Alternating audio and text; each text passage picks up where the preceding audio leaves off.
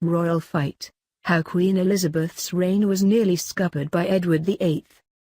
A Churchill-era plot to try to stop the Queen becoming sovereign in the years before the death of her father George VI has emerged. It comes as fascination about Britain's legendary wartime leader Sir Winston Churchill has been fueled by hit film Darkest Hour, as well as the popular Netflix show The Crown.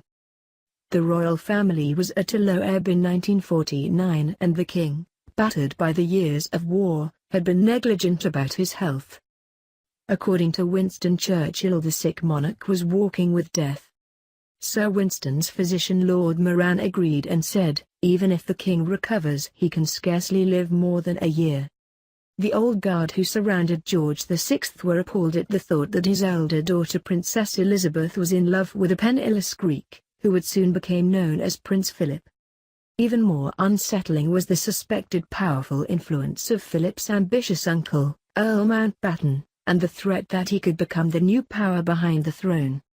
On his death, the king would be succeeded by Elizabeth, a young woman who was considered vulnerable to Philip, and through him, Mountbatten. It was feared that after Philip married the princess and she became queen, Mountbatten planned for his nephew to be pronounced king, or king consort. So a conspiracy was secretly hatched to try to stop her taking the throne, according to royal historian Christopher Wilson.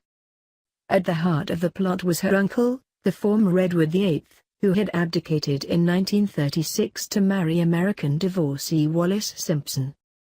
The plan was simple: that the Duke of Windsor, as he became after giving up the throne, would return to Britain to become regent on the grounds that his niece was too young to reign. And once he was on the throne again it would be difficult to dislodge him. The king's influential private secretary Sir Alan Lascelles joined forces with the master of the household, Joey Legge, in bitter objection to Philip as a future consort. They were joined by the king's closest male friends, Lord Eldon, the Marquis of Salisbury, and Lord Stanley.